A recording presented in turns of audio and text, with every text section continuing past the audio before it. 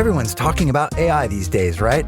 This season on Compiler, we're diving deep into how AI is reshaping the world we live in. Join us for a new season of Compiler, an original podcast from Red Hat. Subscribe now wherever you get your podcasts. Are you feeling overwhelmed by hormonal changes? If you're a woman, you're not alone.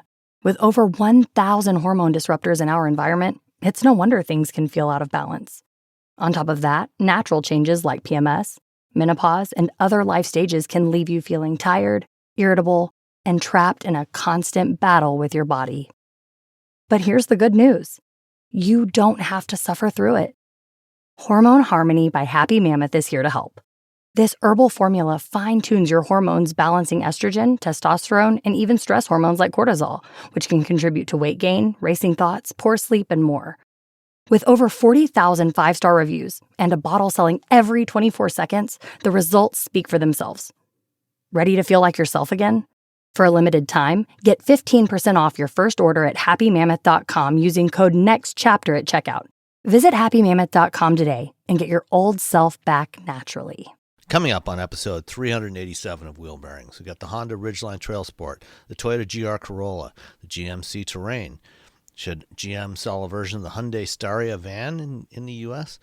Polestar's got an Arctic Circle collection. We drive the Toyota 4Runner, $71,000 for a Honda CRX. Cars and trucks are about to get way more expensive, and Canada is getting the Kia EV5, but the U.S. is not. All that and more coming up next.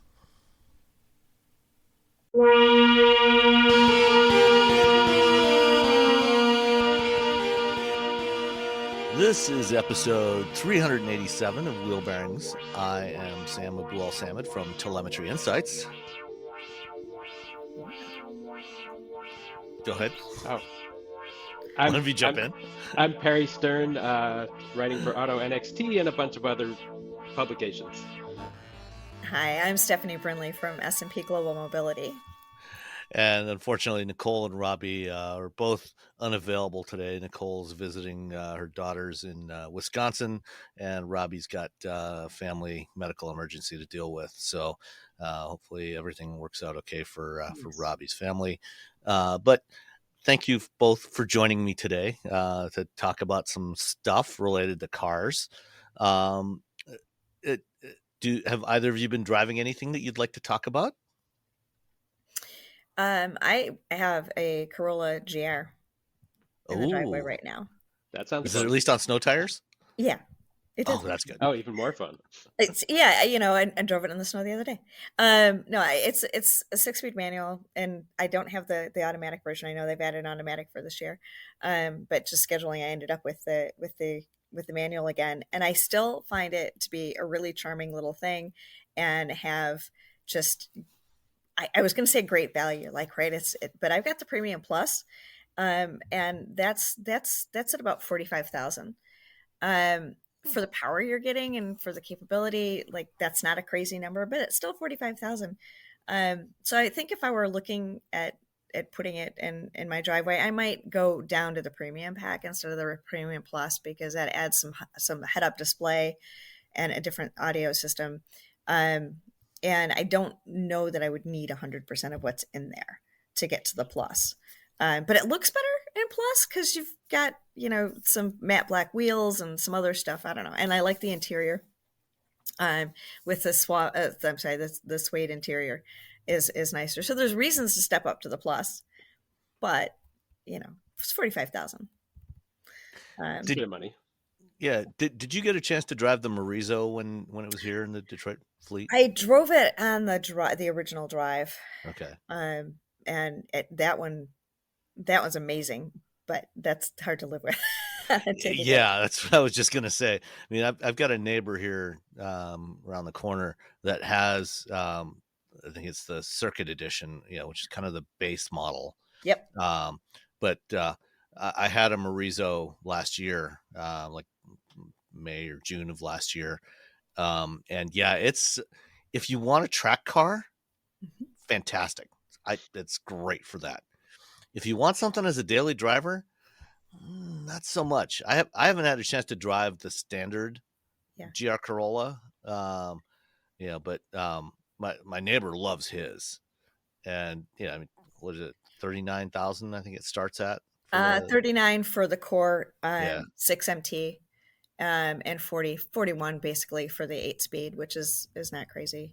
yeah So it's certainly pleasant. It's fun. It is a fun little car to drive. And you do get a lot for that money, even though I'm saying that seems like a lot of money. You do get a lot for it. Like I said, I don't feel like I need head-up display in that vehicle, and the core, which I've driven before, is still so pleasant. And if you're going to step up to this GR, sort of driving is the bigger thing anyway. So you can kind of scale back on some of the technology bells and whistles if you want to, and just experience the car. I can see that. Have you driven the GR, haven't you, Perry? Actually, I have not. Really? Oh, wow. It just has not worked out. But and now that I know that there's one around, I may have to see if I can get into it, because I've always wanted to. I mean, it's certainly my kind of car. I mean, little pocket rocket that handles well, I think. And I could see where people would want to go for the base model. If you're really getting it just for the performance aspect, why spend the extra money on, the premium features if you don't really want them? Yeah. I mean, it's a decent head-up display, but I'm like, this is one of the few times, and I'm like, I don't really care about head-up display in this car. I don't feel like I needed it, but it works. I mean, it's a nice system. It's a good little thing. It is practical. I hate saying that out loud in the same word, because my Miata is not practical. It's a 4-door. It's got you can put 4 people in it. It's got a hatchback, which is always a good thing. It is a good thing, So could you use it as a daily driver? Yesterday, stopped at Costco and Meyer, and I'm like, oh, I'm just filling this thing up. So you could use it as a daily driver. Absolutely, easy, very easy daily driver. Much more so than the Morizo. I mean, the Morizo's gone now anyway. They only built 200 of them, I think, for the U.S. And that one, there's no rear seat. The back windows don't roll down. They removed most of the noise insulation, and it's loud. The ride quality is, to say the least, harsh. Yeah. Like I said, great track car. If you live in Michigan, not a great daily driver. But I think winter tires, why not? I mean, it does have all-wheel drive. Yeah. But it's just a little, that one's a little hard to live with. But I suspect the standard ones, the Core, the Premium, or the Premium Plus, any of those are, a great choice. And even at $45,000 for that Premium Plus, that's the starting price of a Civic Type R now. Oh, that's true. That's true. And I don't know. Like I might stick with the GR Corolla. Yeah. I mean, the Type R is bigger. The back seat is roomier. Mm-hmm. So it's a little more practical. But it's not quite as hardcore, probably as the GR Corolla. Right. Interesting. Yeah. And the GR Corolla is a more interesting blend between kind of go fast accessory look and not. And the Civic Type R tends to be in your face. Which is good for the Type R, but that's kind of a nice thing about the Corolla. If you're looking a little bit closer, look at a little sideways, and you know what you're looking at, you're like, okay, I get it. It doesn't look like a base Corolla, but it's a little bit less visually aggressive than the Type R. Which you don't have a giant wing on the back, right? Well, yeah, that just comes the boy racer look. Yeah, and if you want the boy racer look, it's a well done boy racer look, but I can see a case for having a more subtle one as well. Yeah, my neighbor's is black, so it's black with the black wheels, and so all the stuff that they've done to it, even the wider fenders, don't really stand out to the same degree that they do, on some other colors, and certainly not to the degree that some of the Civic Type R changes stand out on that one. So it looks closer to a standard Corolla hatchback. Stealth mode. Yeah. I'd say it depends if you're looking just to have fun or if you want people to know that you're having fun. Yeah. That's true. There's certain people that you might want to not be quite as aware of how much fun you're having. True. That way. So you might want to stay away from the red in that case. Yeah. You don't need to say, "Hey, look at me," necessarily. Yeah. Exactly. Cool. Any other thoughts on the Corolla GR or GR Corolla?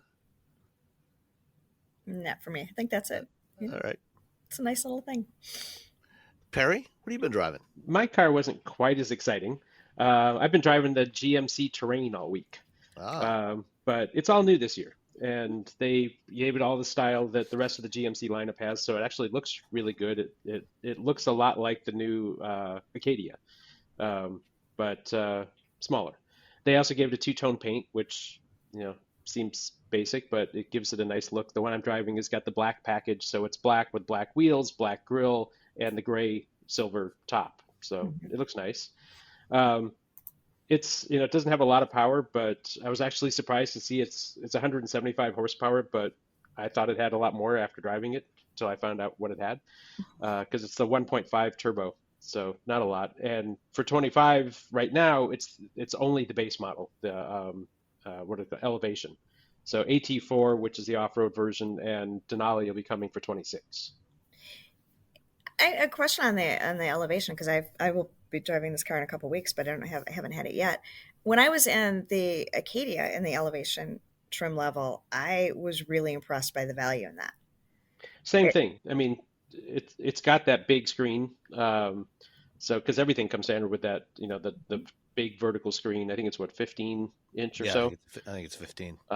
Plus the digital driver's display, which is actually one of the best laid out ones I've seen, because it has all the things I want. It's got fuel economy. It's got what's playing on the music. It's got the speed. It's got, and when you're actually navigating, it swaps out the music for navigation, even if you're on Android Auto, because this one still has Android Auto and Apple CarPlay. GM hasn't killed them in these yet. But it also is the Google-based system. So you can use their Google Maps and log in, and you can, download Waze, you can download Spotify and all of those things and log in if you want. But because it's got the big screen, it does have separate climate controls, and I do like that. It actually has a volume control, but some of the things are, I won't say, they aren't well thought out. Heated seats. You have to press the heated seat button, which brings up a submenu, and then you select whether you want cold or hot. Or if you want to turn it off, you have to go back into the submenu. The worst one, though, is headlights. Headlights are in the screen, and you have to hit the headlight button, and then you can choose to turn the headlights on or off. Problem is, I was out shooting photos, and I tend to turn the headlights on when I'm shooting photos. So I had the headlights on, and I shut it off, and I got the alert saying the headlights are on. You can't turn them off without starting the car back up again to get to the screen. There are no hard buttons to turn the headlights off. Not that I can find. So I suspect, that's probably not an issue for most people. I think most people are just going to leave it in auto. True. And never touch that. I don't know. I can't tell you how many times I've, gotten out of a car with the headlights still on and had to turn them back off again. Yeah. It might be an edge case, but it's not such a far off edge case that somebody might have decided that they didn't really care. But yeah, it's an interesting one. And it's the same on Acadia. I mean, it's their new system. Yeah. So it's annoying, but you're right. Most people will have it on auto and will never actually touch the headlight button. But I thought it drove nice. I mean, I drove it out in the snow. They had no problems. With GM, they have you select four-wheel drive or front-wheel drive. It's not always in all-wheel drive. But, it's not a big deal. I mean, the snow, this type of weather, you just leave it in four-wheel drive all the time and it stays there. And that probably helps with their EPA ratings if it's defaults to front. I would imagine. I was getting, I think, about 26 miles per gallon over the couple hundred miles I drove it. So it's not too bad. Yeah. And it's, it's got less room in it than, cargo space is a little bit less than like a CRV. But it still has plenty of room. I was able to fit a couple of suitcases back there. Back seat's decent. Back seat has heaters. Had 4 of us in it last night, and had no problem fitting 2 adults in the back seat. So nice. Yeah, I thought it's a nice car. A rear seat heat is in the Elevation trim. That's nice. It's an option. But still. So the one I drove, I mean, it was relatively well equipped. It had premium technology package. So I think sticker on it was just over 40. That's not bad. That's not crazy. No, not at all. At today's standards, yeah. And it's a nice interior. It's, it's fake leather, but it looks like real leather. It's got stitching all through the dash. So I mean, it looks like a much higher end vehicle than it really is. Um, Yeah. so That, that I was pretty happy with it the time I drove it. I mean, it's funny. In paper, 175 horse seems like it's going to be working like crazy, and I never really felt it was lacking for power. I mean, getting on the freeway, it's not a problem.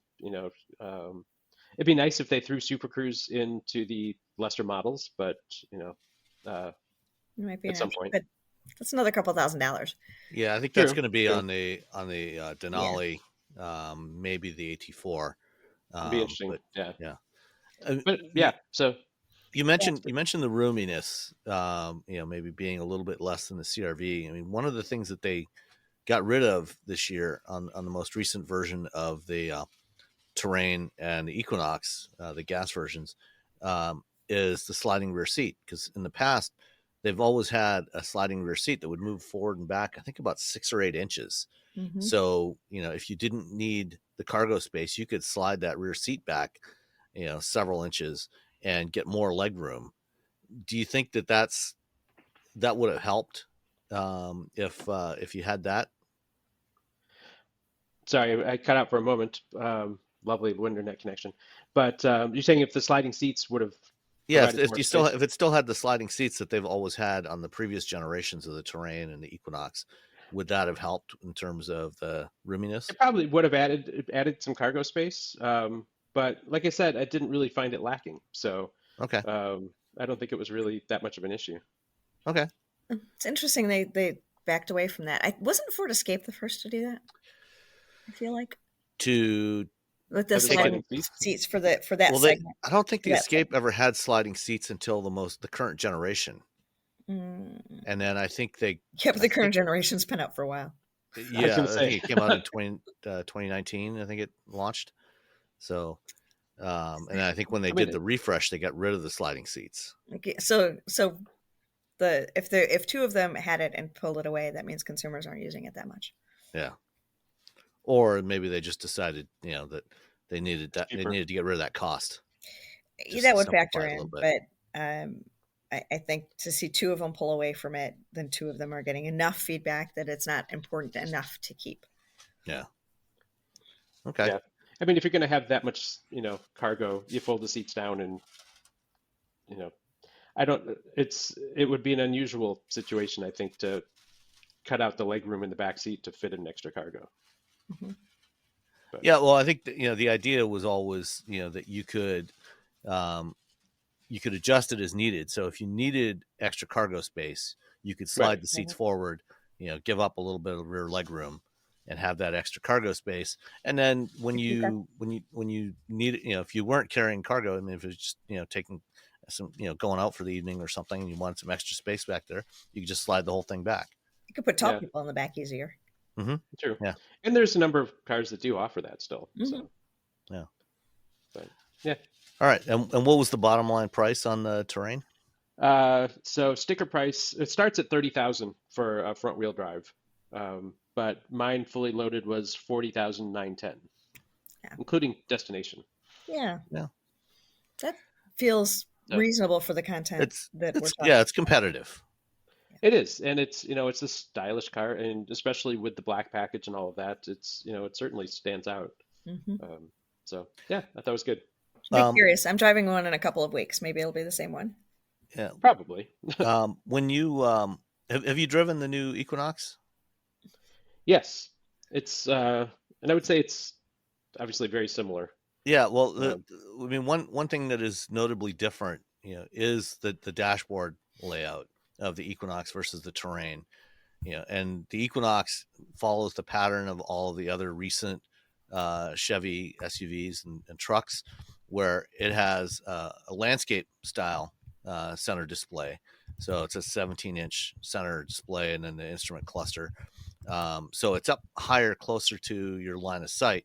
Whereas the GMCs all have that portrait style display. On the smaller vehicles like the Terrain, it's a 15-inch. On the Sierra and the top, or the Yeah. Yukon, it's a 17.5-inch display, and right. it's mounted down lower. So it's when you need to look at something, if you want to look at the map or something like that, you're looking more away from the road. Did you notice that as you've been driving it? Were you looking more away from the road more than you have in the past, or than you did with the Equinox? It's such a fine line. I mean, and actually, I actually drove the Equinox EV, so it's a different screen, but Traverse is the same comparison. Traverse to Acadia Equinox. The map is near the top of the screen anyway, so it's almost in the same place that you would have had it. If you had a horizontal, it had the screen across. I don't think it wasn't something that I would have noticed. Glancing down. It also, the fact that the directions, or you can even have the map showing in the driver's display, kind of takes away from that as well. Yeah, it's kind of just because we're talking about it, I pulled up some photos, and it looks like the top level information on the GMC would be close to where the top level information is on the Equinox. There's some similarity into where your sight line would be. It's the lower part that would be distracting, which is where the buttons are on the Equinox. Yeah. So yeah, it's interesting, and that's such a small vehicle too. In general, there's less distance, but yeah, that's a good question to see to think about over time and see if that evolves. The one nice thing though is the fact that all of the controls at the bottom do have buttons. So at the bottom of the screen, it looks like a kind of just a frame of the screen, but they're all physical buttons for temperature change, fan change, all of that, which it's nicely integrated, so it doesn't clutter everything up, but they're much easier to use than having to find your way over to the display screen. Mm-hmm. Yeah, and of course you can also just reach out and grab the vents and direct the airflow wherever you want. You don't have to go into a touchscreen to adjust the vents. Mm-hmm. Imagine that. You mean there's cars? You mean there's cars that don't do that? Yeah. One or two. Yes, we're talking to you, Lincoln, Tesla, and Rivian, and Porsche. Yeah. And Porsche. Yeah. Uh-huh. Stop doing that. And we'll keep talking to you about this. Yes, we won't let it go. Smartphones have gotten way more expensive over the past decade, and all it takes is one impact on a hard floor to make you wish you had spent a few bucks to put a case on it. Going online without ExpressVPN is like not having a case for your phone, and it only costs a few dollars a month. Nicole, Robbie, and I travel a lot for our work, and we spend a lot of time in hotels, coffee shops, airplanes, and of course the Delta Sky Club. Connecting to the Wi-Fi in any public places with shared Wi-Fi puts your data at risk because bad actors could be intercepting what you send and using it to steal from you. It only takes some cheap hardware to intercept Wi-Fi data, and even a smart preteen can do it. Hackers can make up to $1,000 per victim selling personal information on the dark web. ExpressVPN stops the bad guys by creating a secure, encrypted tunnel between your device and the internet. ExpressVPN uses state-of-the-art encryption that would take a supercomputer up to 1 billion years to crack. I have ExpressVPN on all my devices, including a MacBook Pro, Windows laptops and desktops, and Android and iOS phones and laptops, or tablets. When I want to be secure, I just launch the app, click once to connect, and my data is secure. As I said, I travel a lot for my work, and I have to connect to countless public Wi-Fi networks in many countries. I have ExpressVPN on all my connected devices so that whoever else is on the same network can't see any of my data. That's important because I often have to check banks, credit card accounts, and transmit client data that might be sensitive, as well as filing articles on news that might be under embargo. ExpressVPN protects all of it, and I've been paying for my own account for years. Secure your online data today by visiting expressvpn.com/wheelbearings. That's expressvpn.com/wheelbearings, and you can get an extra 4 months for free. expressvpn.com/wheelbearings. Everyone's talking about AI these days, right? This season on Compiler, we're diving deep into how AI is reshaping the world we live in. Join us for a new season of Compiler, an original podcast from Red Hat. Subscribe now wherever you get your podcasts. One of the hardest parts of getting older is feeling like something's off in your body, but not knowing exactly what. It's not just aging. It's often your hormones, too. When they fall out of balance, everything feels off.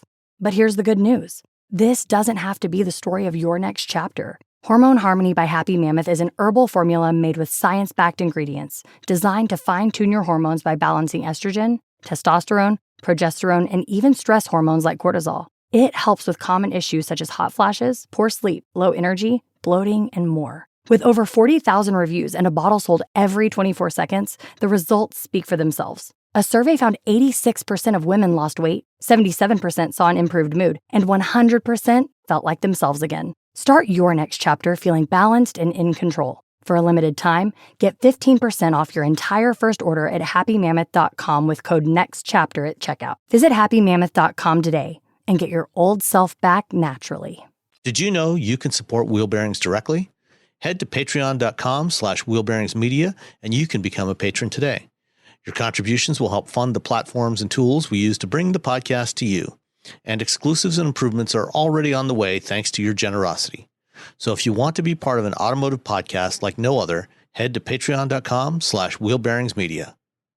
We've updated the Wheel Bearings merch store, and now there's a whole bunch of new choices, new colors, new styles, t-shirts, sweatshirts, hoodies, hats, mugs, travel mugs, stickers, aprons, tote bags, you name it. You can get your Wheel Bearings merch at shop.wheelbearings.media. Go check it out. That's shop.wheelbearings.media. All right, cool. Well, I had the Honda Ridgeline Trailsport. This Honda was doing a thing down at their down in Ohio, giving a tour to a bunch of us of their EV hub, the manufacturing changes they're doing down there. And so everybody that was driving down, they arranged for us all to get various Honda and Acura models to drive down there.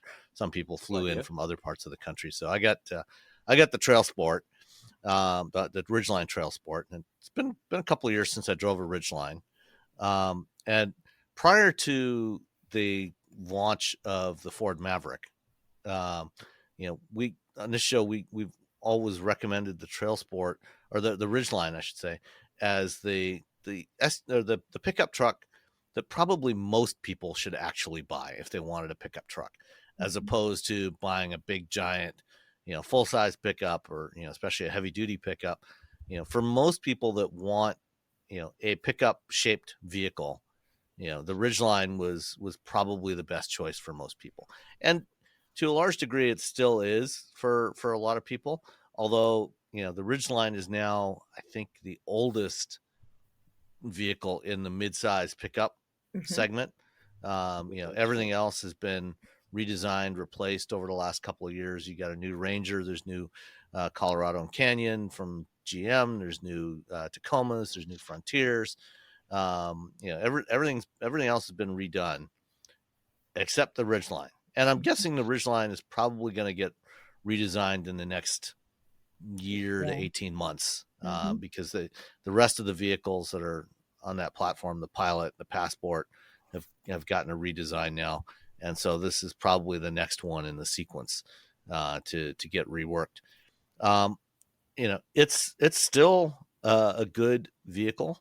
I think for what a lot of people want a pickup truck for, it's fine. It's great. It's a decent size. It's a little bigger than something like a Maverick or a Santa Cruz, and obviously a bit more expensive, but it's also, it's got more room, more backseat room than those smaller vehicles. It's fairly comfortable to drive. I mean, the Ridgeline is basically a Pilot with a bed replacing the third row seat. And nothing wrong with that. That's a bad thing. Yeah. It's, if you need to tow a big heavy trailer, it's not going to be your first choice. I think, its maximum trailer towing is about 5,000 pounds. And, they don't offer anything like a trailer brake controller, which you may need in a lot of places, especially if you're approaching that maximum tow rating. But it's got a lot of cool features. Like there's the trunk in the bed. When when you open up the tailgate, there's a lid you can lift up, and it's got the spare tire. There's a mini spare in there. So you got the spare tire in there, and there's a big pretty big storage space that's underneath the bed, which is handy, if you want to put wet stuff in there or, lock stuff away out of sight. That's, it's good for that sort of thing. The tailgate, is not as fancy as GM's, different six way folding tailgates, or some of the stuff that even that GM or Stellantis and Ford are doing. It folds down in the traditional fashion, or it swings out sideways. So you got two options there, which can be handy depending if you're carrying longer stuff, or if you're loading things into the bed. It's good for that. The Trailsport is the more off-roady variant of the Ridgeline, just as it is for the crossovers like the Passport and the Pilot. It's not a hardcore off-roader, but it'll do, for basic stuff. It's fine for going down a 2-track trail and things like that. Where you might need a little more traction than what you would get with a standard version. But if you're, it's not necessary. It's definitely not the vehicle you're going to want to take to, say, Moab. The Ridgeline starts at $39,750. All-wheel drive is standard across all 4 trim levels. There's a Sport, an RTL, the Trailsport, and the Black Edition. The Trailsport does have all-terrain tires on it, 18-inch wheels. So you got a little more sidewall, so it's a little more comfortable. As with most current generation Hondas, it's got all the usual array of ADAS features. It does have Honda's older infotainment system, which is okay. It's not their latest and greatest Android-based system, but it works fine. And it has support for CarPlay and Android Auto wirelessly. It's also got a wireless charging pad in there. I drove it a couple hundred miles down to near Columbus and drove back. It's not great on fuel economy, but neither are any of the other midsize pickups. It mostly highway driving. It averaged about 21 miles per gallon, which wow. That seems pretty low. Yeah. This is the Trailsport, so it's got those all-terrain tires. So, there's more rolling resistance from that. And especially on the way down, it was quite windy. There was pretty strong crosswinds. So, there was that. I think overall, it's still a good midsize pickup, that will haul a lot of mulch. You can load a lot of bags of mulch and bales of straw in the back there if you need that. Got the 280 horsepower, 3.5 liter V6, 9-speed automatic transmission. It's comfy. It's the one thing I did notice, especially on the way down to Ohio, with pretty strong crosswinds, I was getting a little bit of wind noise from somewhere around the driver's door. So it felt like maybe it was a loose seal or something somewhere, which is kind of unusual for a Honda. But aside from that, it stayed fairly stable on the road. It's got lane keeping assist and adaptive cruise control, but it's an older system. So the lane keep assist actually did a pretty good job of counteracting the effects of the crosswinds. Mm-hmm. But it's been a while since I drove one of these or drove any of these with this older adaptive cruise control system, and I forgot that on this vehicle and some of the other older Hondas, it only works at speeds down to about 20 miles an hour, and then it disengages. Oh, so it doesn't have stop and go. Yeah, it doesn't have full stop and go capability with the adaptive cruise. Wow. So once you get to 20, you actually do have to hit the brake pedal. Otherwise, you will keep rolling into that car in front of you. So good to know. Yeah. So keep that in mind. But aside from that, nothing else too much to complain about. Total all-in price for the one that I had, it was in the diffused sky blue pearl paint, and had the pewter gray alloy wheels with the all-terrain tires. their general grabber ATs. $47,347, including destination. Isn't that crazy? Yeah. So, compared, if you compare that to other mid-sized trucks, that are upper trim levels, that's actually a pretty reasonable price, for, I think, like a, not quite the base Tacoma, but, like the TRD Sport Tacoma, with four-wheel drive, you're going to be paying about the same amount of money, or even a little bit more. So, it's fairly competitively priced. It's well packaged. It's just, it's not the greatest towing vehicle. So if you want something for, really towing the big stuff, then you're definitely going to want a bigger truck for that. But for a general daily driver, that you can use, to do truck like stuff, it's got you covered. Yep. And if you Or don't for need motorcycles in that bed. yeah, you can definitely do that. And you can fit a couple of those in there. So it's not bad. And if you can if you don't need the trail sport, like I said, you can definitely save several $1,000s on that.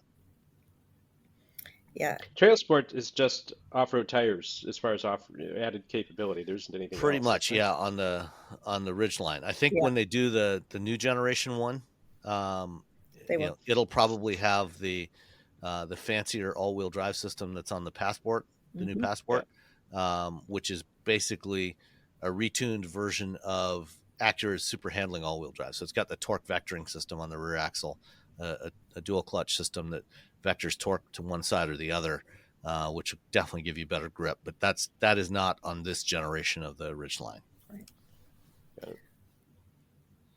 All right. So that is the 2025 Honda Ridgeline Trailsport. So we've all driven the Mach-E Rally, right? Yeah. Yeah. Enjoyed it. Well, I love that car. Well, looks like Polestar might be going that same direction with their EVs. They just announced, so far they're just one-offs, but they announced their Polestar Arctic Circle collection. They look like fun. Yeah, which is basically winter rally versions of the Polestar 2, 3, and 4. And they equipped them with similar types of white alloy wheels that are on the Mach-E Rally. It's got all kinds of extra lights. And if you've ever been to northern Sweden in the wintertime, just driving around, just regular people driving their cars, in northern Sweden, often have these racks of additional lights because it's a pretty remote area, very, very rural. There's not that many towns around, so it's pretty dark. The roads are not generally lit, between the towns, and so they usually have these really powerful driving lights on the cars, and that's what they've got on these things. The type that they put on rally cars. These are all equipped with studded tires. I would love to get my hands on one of these. Yeah. For especially in the playing around on the ice. Absolutely, I think that would be a blast. Have either of you ever driven a car with studded tires? I have not. That sounds. I have. Fun. Yeah. It's like cheating. Yeah, it is very much so. It is. It's pretty cool. I think they've got. I think the tires on these have 4mm studs, so they're mechanically stock. So 469 horsepower on the Polestar 2, 517 on the 3, and 544 on the 4. They're lifted, anywhere from 1.8 inches to 1.6 inches. They've got extra strut braces for a little more rigidity, and then the Pirelli P0 winter tires with studs. And again, up in northern Sweden, that'd be some good grip. Everybody's got studded tires because they plow the roads, but they don't salt them, and so they're generally covered with snow and ice about November till about April. Yeah. So I'm looking at the pictures as we're talking about them. They do look quite cool. Yeah, absolutely. They will be fun. Yeah. No, we don't need studded tires in Michigan. I mean, we just don't. Well, not That's because around here anyway. they do plow the roads. Yeah. And If salt you were them up in a the lot. UP, you'd probably want them. Yes, in the UP you might want them. Yeah. Down south, not so much. But yeah, the magic word that Sam said is they don't salt them. Plowing and no salts means you just get lots of ice. Yeah, I think, if you're on bare pavement, the studs, pavement does not like studded tires. Nope. So No. It'll tear up the pavement. But, all right. That'd be a good time. Yeah. So last week, Steph, you and I got to drive the new Toyota 4Runner out in California. Did you go on the 4Runner drive too, Perry? No, I did not. Okay. So, Steph, the old 4Runner was, to say the least, it was old. Yeah, it was old. It'd been 15 years since the 4Runner It was well established. I like that. It was well established. Yeah. It was almost old enough to drive itself. Certainly old enough for driving lessons. Yeah. So this new one builds on so much. They had us on like 3 little off-road courses. I liked the Go Fast one better than the rocks. Imagine that with the TRD Pro. Yeah. That was my favorite of the 3. But it's still, it has the capability that it should, and it's impressive that way, and just a little bit updated. And I don't feel like it lost the 4Runner feel, but it just doesn't punish you as much. So I think they moved it the right direction with this, and they're going to be careful with this product because it's a volume product and it's an internationally significant product for them. And I think they landed it. We'll talk about pricing, aren't we, Sam? Yeah, I think overall in terms of the vehicle itself, I agree with you. I think it's a really big improvement over the old one. It's a lot easier to live with. It has a lot of this. It's built on the same architecture and kind of the whole front half of the car is basically the same as the new Tacoma.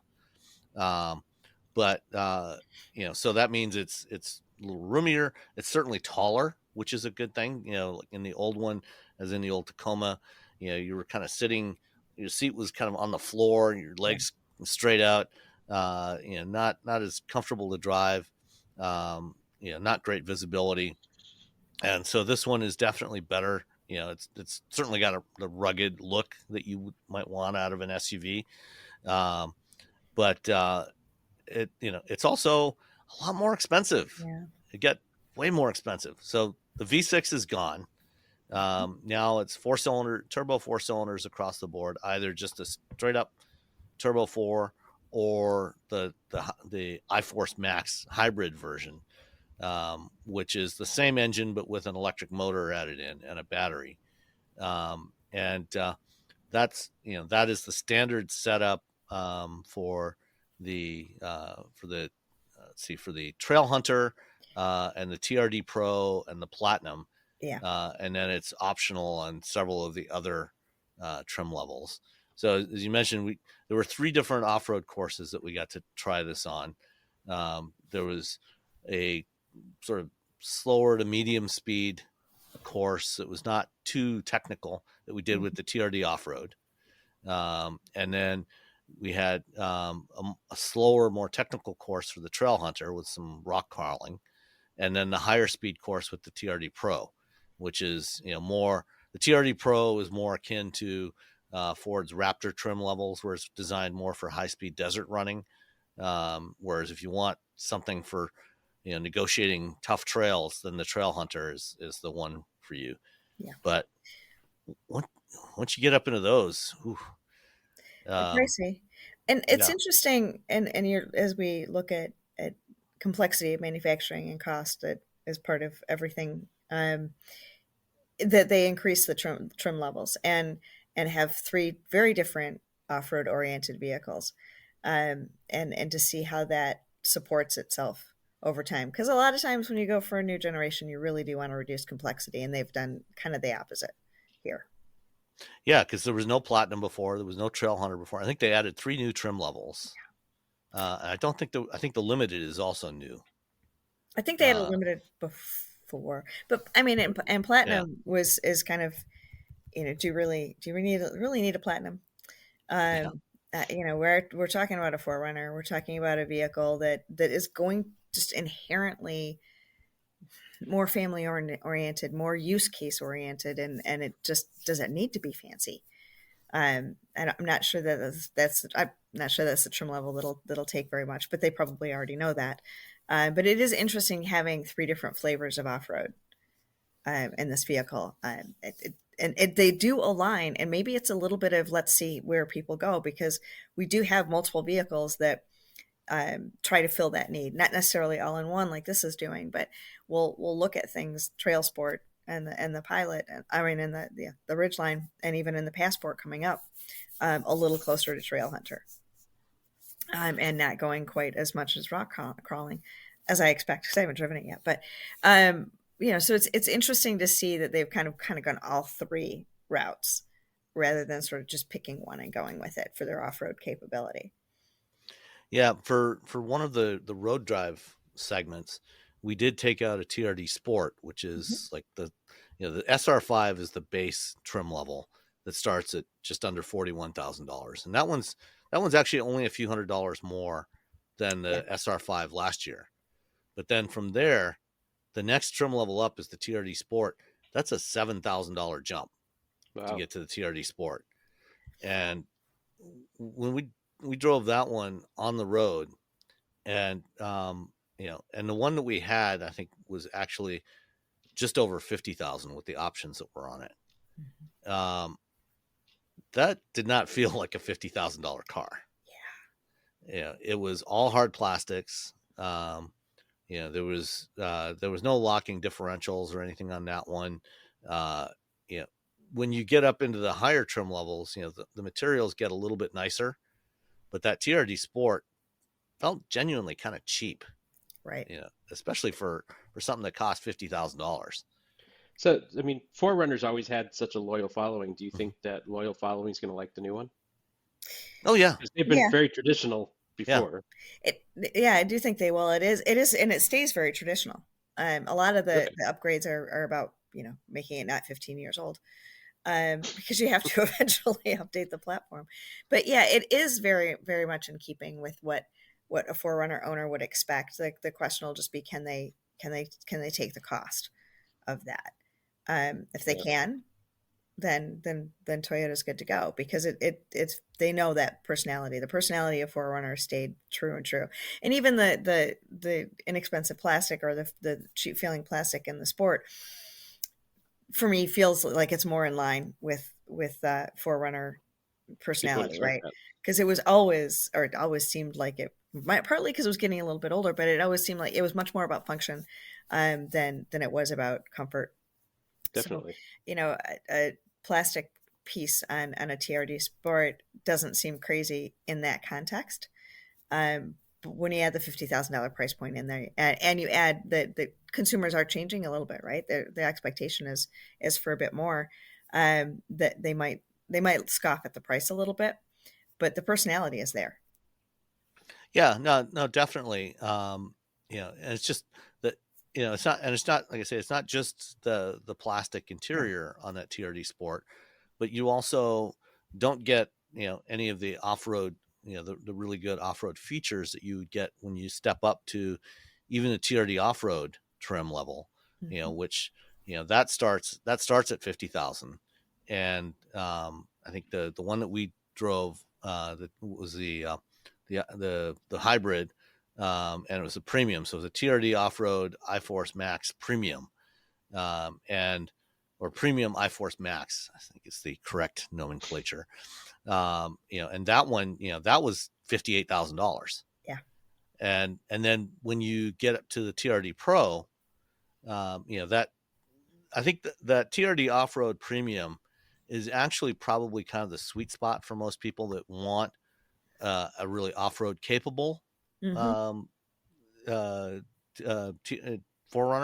because that's where you start to get things like the locking diffs. You can get the front sway bar disconnect, and other features like that you're going to need off-road. If you just want one for driving on the road, then the TRD Sport, or even the standard TRD off-road, which, like I said, starts at 50,000. is probably a better choice for you. That TRD Pro at $67,000.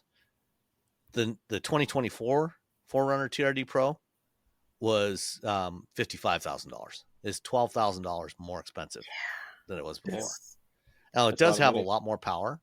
It's got a lot of cool features in there, for off-roading. You've got locking, you got a 2-range transfer case, you got locking front and rear diffs, you've got the sway bar disconnect, and a bunch of other things.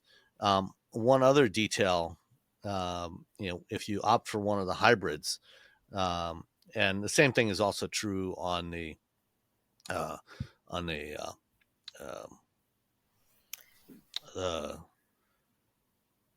why am I blanking on the other SUV? The Land Cruiser. Yeah. The Land Cruiser. Okay. If you get the Land Cruiser, the battery is basically stuck in the floor of the rear cargo compartment. Yeah. So it's about 3 inches taller, 2 or 3 inches taller, for liftover height. So the floor is basically lifted up several inches to accommodate the battery under there. And so you do lose some cargo space. On the SR5, you can get the SR5 with a third row seat option, which apparently there was one there. I didn't see it. I didn't see it either. But apparently there was one there. But that third row is very tight in this vehicle. So you probably don't want to do that. You probably don't want to do that. Just for, this it gets pricey. And it looks like, just at a glance and not going sort of spec by spec, it looks like it's a little more expensive than the Bronco. And they're not, 1-for-1 competitors, but they're close enough. That's kind of the same audience. Should be close to the same audience. I think that the 4Runner is a little bit more livable than the Bronco, actually. But there are similar audiences, especially for the TRD Pro and the Trail Hunter, and the 4Runner's coming in a little bit more. So that'll be interesting to see how that plays out a little bit, because 4Runner wants more people. And it'll probably sell more than the Bronco just because of the loyalty to the brand. The hybrid is 326 horsepower, 465 foot-pounds of torque. It'll tow 6,000 pounds. So it's pretty good in that respect. But I was looking up the Bronco, for comparison, and you can get a Bronco. Let's see, you can get a 4-door Bronco. The like the Outer Banks, or the Heritage Edition is 50,000. And that's Heritage Limited Edition is 70. Yeah, right. And that at that price point, you've got most of the off-road goodies, right? And if you went for one of the cheaper trim levels, like a Big Bend, you can still get, you can add on the really good off-road capabilities, like the Sasquatch package is available on there for a couple grand. So you can, for under $50,000, you can get a lot more for your money in terms of off-road. 4Runner. Yeah. But again, Bronco is a little bit, I think, is a little bit less livable. Bronco is noisier. Bronco got a different personality from it, and you've got seating for everybody. But I think the Toyota manages packaging a little bit better. So that's an interesting sort of thing, because I think in some respects, at the end of the day, it'll be the personality that decides whether they go Bronco or whether they go 4Runner, more so than the cost. But cost be hard to say why you would go for the 4Runner if you're just going pure cost. Yeah, I just priced it out here. So a 2025 Bronco Big Bend with the Sasquatch package comes to $53,000, and that's with an automatic, and that's removable hard top, I think, or removable soft top.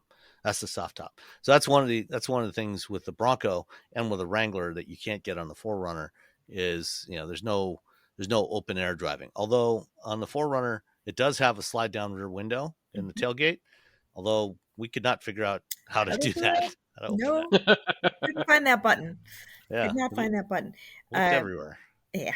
Well, and that's the trade-off though with the open air driving on the Wrangler and the Bronco. That's one of the reasons those two are fundamentally noisier. Mm-hmm. Sure. And that's they're both as quiet as they can be, and Wrangler is certainly this generation is better than it ever was before. But there's a big box with a removable roof or a soft top, and there's a lot of noise to get over that you can't really. And so that's one of the reasons that 4Runner is going to be fundamentally quieter, and I think it feels a little bit more livable on a day to day. I feel like the Bronco and the Wrangler end up being more like you're really focused on the adventure side and the going off road or the driving someplace, but you want a little bit of space for the kids. Where 4Runner is kind of more the opposite. Like your priority is more your family, but this way you can also have a little bit of hobby too. So I think that might be from a buyer's perspective, kind of where you land on that. It's where do you prioritize the off-road versus what you need for family and friends for moving them around. And if you're a little bit more on the family friend side, then 4Runner's more livable. If you're a little bit more on the off-road side, and I'll move my friends if I have to, and I don't care if they're comfortable, then they go Bronco. So it's just a different mindset. Yeah. Neither's right or wrong, but interesting. One other detail about the 4Runner Trail Hunter version is like the Tacoma, it's got that snorkel, the high air intake, which if you drive with the passenger side window open, you will hear a lot of noise from the air getting sucked through that snorkel. Oh, yep. Yeah, you'll hear the turbo and everything else through that coming out of the top of that snorkel. So you might want to take one for a test drive to make sure that, you can always just close the window and the problem kind of goes away. But if you want to drive with the windows down, when you're on the trail, that might be an issue for you. That might be. So yeah, so 4Runner, much better, much improved, but also a lot more expensive. This is your before and after story, where your first steps towards a new life-changing career begin. Southeastern College can take you there. We offer in-demand hybrid and online programs with hands-on training, led by in-field career professionals, and career services to put you on the path to a rewarding and fulfilling future. This is where your transformation begins. Southeastern College, your future is bright. Visit sec.edu to get started. All you homeowners have unique needs. Some feel the need to paint their door a vibrant shade of blue. Others have the need to decorate their bathroom with fish, anchors, and other nautical items. And because each homeowner has unique needs, Geico helps you get the right coverage for your home and what's in it. That way, you get exactly what's right for you, even if your needs are unique. Get more with Geico. All right. So I was, I get every Saturday morning, I get this email from Hagerty with some of the articles that they published that week. And this week, one of the things that they had was a report on the Mecum Kissimmee auction in Florida. So this time of year, there's a whole bunch of auctions that happen in Arizona and in Florida of classic cars. And, most of the stuff on this list of, the 10 cars on this list, were pretty much the usual kind of things that you see. There was a 1970 Plymouth Superbird, 67 Corvette L89, a Viper, a first-gen Viper. And then as I was scrolling down this article, I noticed a 1991 Honda CRX SI. Yeah. So the CRX was a cool little car, really small. It was based on the Civic. It was a two-seat hatchback. Back in the day, it was a fun little car. It was $71,500 somebody paid for this thing. It does only have 326 miles on it, for what it's worth. Theoretically. But yes, that is insane. There are a lot of other things I think I'd buy for $71,000, but yeah, I feel like that's true. But I suppose if you already have everything, yeah, or if you're just really fond I of don't it. know. And 326, and it's not like there's a lot of them around anymore. Yeah, I mean, most of them That's have certainly not rusted at away. 326 miles. But yeah, that's a lot of money for a CRX. I mean, this was a car that sold for, I think, not barely $10,000 when it was new. Yeah, if that. It might have even been less than that. So Nice investment. yeah, that's a lot of change for a CRX. Yeah. There was also a presidential limousine, Bill Clinton's presidential limousine, that went for $264,000. But who cares? All right.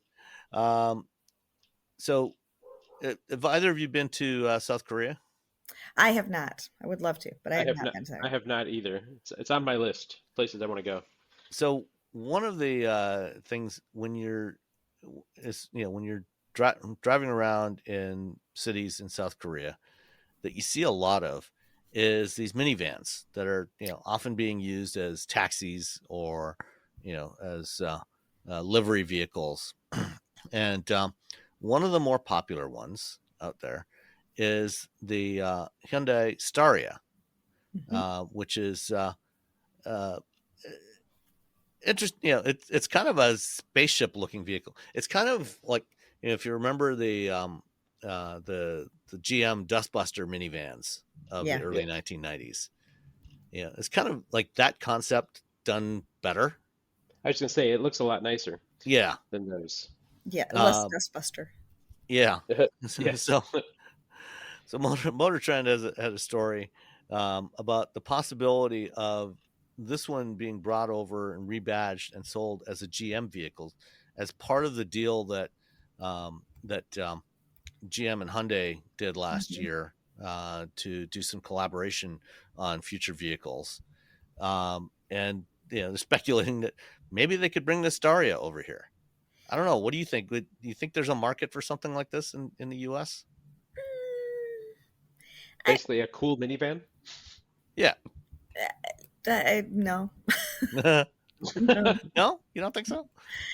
Not a big one. Okay. And it would be more interesting if they were going to do that to really. This is not a huge vehicle. This is similar in size to to a Sienna or Kia Carnival or Odyssey, Pacifica. I think the more interesting part of the comment was that Hyundai said it would be their way to get into the commercial part of the business.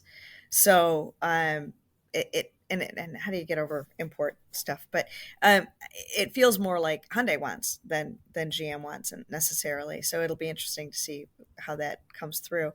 But it might be more interesting, as this article talks about too, to look at the PV Kia products, because part of the benefit of this whole tie-up would be that you're saving some cost and sharing some development of electric vehicles and things and plug-in hybrids and things like that. So you want to use something new, right? You want to go and do something new rather than sticking with something a little bit older. But I feel like little vans like that, it's not even that little, but vans like that, it sounds good on paper. And, Transit Connect is gone. And this is quite a bit bigger than a Transit Connect or a Ram ProMaster City. I'm feeling like there's not a ton of space in there for that. And cost is huge because, commercial, it has to have a commercial base almost in order to support the passenger, unlike anything else. Having a commercial base to support the passenger base would be important too. So you have to have the cost down enough for commercial buyers to take it. I feel like there's enough minivans out there that and enough capacity to build minivans that if there was a secret little minivan stash of buyers that they have stuff to buy, and we'd see some uptick in there. We don't even expect ID Buzz to be a huge seller, right? That's pretty niche. Yeah. Maybe in that space. And that's about the coolest minivan you're going to find. It's cool. Sticking with Hyundai Motor Group for a second, the Kia EV5 is apparently going to Canada, but it's not coming to the U.S. Yeah, so this is a crossover, that's, in a similar size class to, CRV, RAV4, that kind of compact-ish crossovers. It's one of the lower cost EVs that Kia has launched. They've also got the EV3, which supposedly we might be getting next year, although now who knows. But Canada is going to get the EV5. And I think that had sort of been announced before, that had been discussed previously. And, it just says that they don't have confidence that it's the right vehicle for the US market. I think is really where they're at. Whether it's the combination of cost and size, that they're having better opportunity with others. But it is here, at least in Canada. So that does mean if they change their mind or if there's other opportunity, it probably wouldn't be too hard to bring it here. But at this particular point in time, they don't think this is the right market for it. Which is too bad. I mean, it seems like it should be a market for it. I mean, because the compact crossovers is among the best-selling vehicles in America. To have a stylish electric version seems like that would do well, but it's obviously it's also a crowded segment, and there's a bunch of EVs in that segment already. Now, unless they could find a way to sell that, sell something like the EV5, for say $35,000 or less, then it's going to be it's going to be going up against the VW ID4 and the Toyota BZ4X and a whole bunch of other things that are already out there, and it's especially right now with the way the policies are changing, and the fact that EVs are probably about to get a whole bunch more expensive. It just may not be worth it. And we're still at a point where EV adoption is not non-existent. It's happening, but it's still happening kind of slowly. In 25, 26, maybe even 27 aren't really going to be the big years, right? Yeah. And they have homologated it. So they could in 28 if they needed, or the next generation of it, or the facelift version of it. They could now. It just might partially be about timing. How many more would automakers like to see a little bit more uptick in the vehicles that exist before they start adding to the mix? We had 40, give or take, compact crossovers before we started adding EVs. Yeah. So we've also got a space that's got 48 or 50 nameplates, and that's a lot of choice for consumers to bear. And it means that everybody's volume is going to be a little bit lower for having that much choice. So it might be a little bit of, maybe not right now. In a couple of years might be the right time. Speaking of EVs that we're not going to get, the VW ID7. Yeah. Who's surprised at that? Nope, not really. I was actually kind of Americans to start buying sedans again, but they aren't right now. I was actually kind of shocked, at CES a couple of years ago when they said, when they first showed it, with camouflage, and they said, "Yep, we're going to bring this to the U.S. market." And it's like, great, but it's a beautiful car. Yeah, it's a beautiful car, but you're right. I don't see it. I mean, it's not what people are looking for. I mean, I would love to see something like this offered, but enough people, yeah. And it would be next to the ID Buzz, so then you'd have two vehicles that are relatively lower volume because they're going to have more limited buyers, and you really need to do something a little bit different. You need to get into something with a little bit more accessibility. So it's probably a smart move. Yeah, at least for now. And again, it's one of those things that exists. So maybe in 29, maybe the next generation of it, maybe like as things evolve, maybe a different version, a different generation of it can come. But right now they decided it wasn't the time. Yeah, I mean it's probably too expensive, not competitive enough, in a market that is increasingly disenchanted with sedans to begin with, right? And is likely to get much more disenchanted with EVs in the next couple of years. It wouldn't have made sense for VW to bring that thing here. Yeah.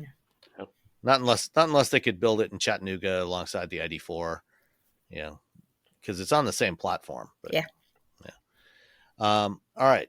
So last big topics for today are vehicle cost. I mean, we talked about, the cost of the 4Runner. Affordability has been a big issue for a long time now. And it's become increasingly a challenge for people to afford to buy new vehicles. And looks like in the coming weeks and months, it's going to get a lot more expensive to buy pretty much anything in the U.S. and any vehicles in the U.S. because as of yesterday, when we record this, the Trump administration officially announced 25% tariffs on products coming in from Canada and Mexico, and that's a major issue for the auto industry because a lot of vehicles that are sold here are built in either Canada or Mexico. A lot of the vehicles that are sold here use components and systems that are produced in Canada or Mexico. A lot of stuff that goes into cars. I mean, there's thousands of parts in a car, or truck, SUV. Many of those parts cross borders multiple times. Yep. And the way tariffs work, every time something crosses the border, whoever's bringing that across the border has to pay the tariff. It's not paid by the government. It's paid by the companies that are bringing that stuff across the border, whether that's the manufacturer, the distributor, whoever it might be. And those prices ultimately end up getting passed along to consumers because, especially in the auto industry, they don't have 25% profit margins that they can absorb a 25% tariff. Nope. You're talking 6-8% profit margins at best in the auto industry. And, so those increases are going to get passed along to us. Yep. Yeah, there's no question. I mean, it's, and you said, for parts, I mean, the profit margins are oftentimes even less. Mm-hmm. And so, everything is going to cost too much. And so it's more than too much because they already cost too much. Right. I mean, what's the average price of a new car right now? Is over 40 now, isn't it? It's just under 48. I think it's like 47 something now. Right, which is well beyond what a lot of people can afford anyway. And so add 25%, it's kind of crazy. And it's also something that automakers and suppliers can't adjust quickly.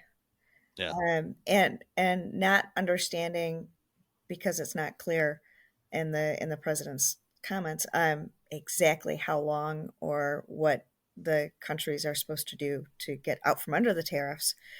That issue is open. You don't know how to plan for how long. You just make up a number, right, and assume.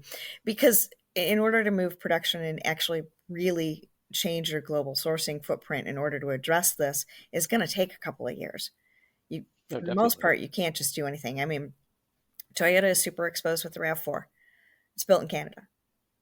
And that's all you got. There isn't a lot to move things around.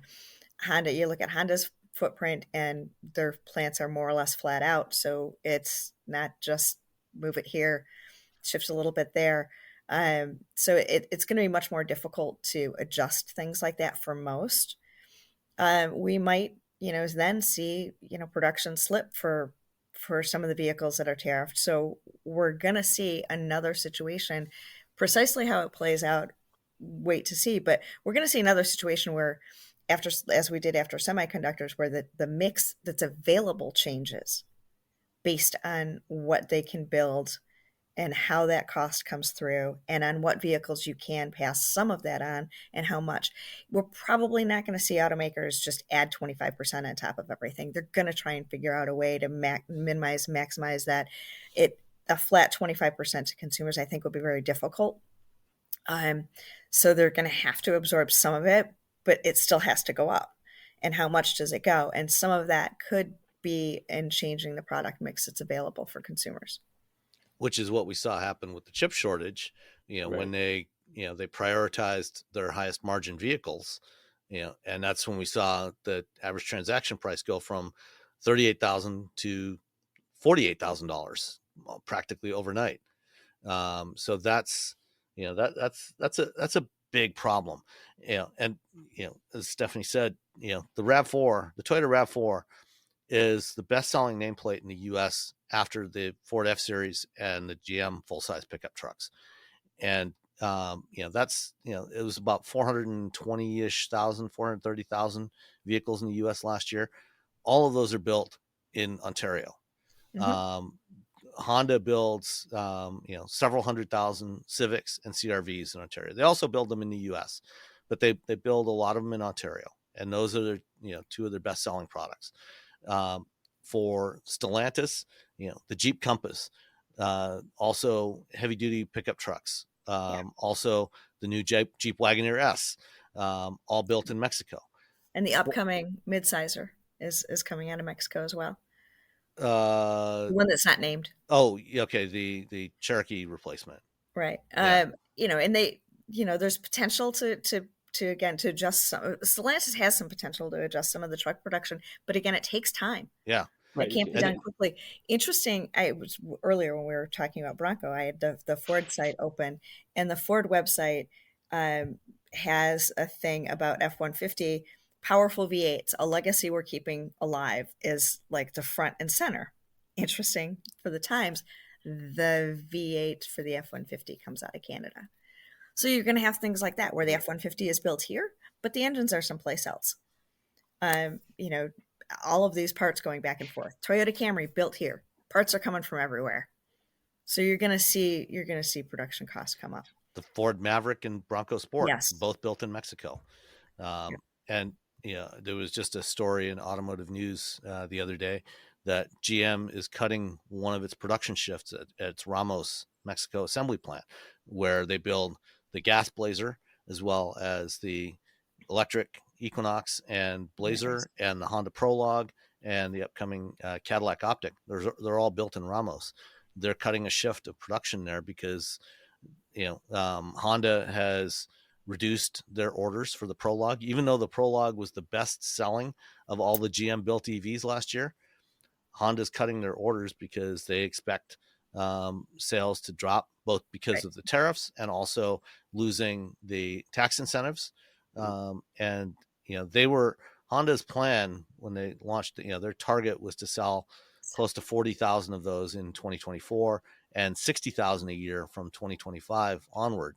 Please. And now they clearly see that they're not going to be able to sell that many because they just can't get the price down.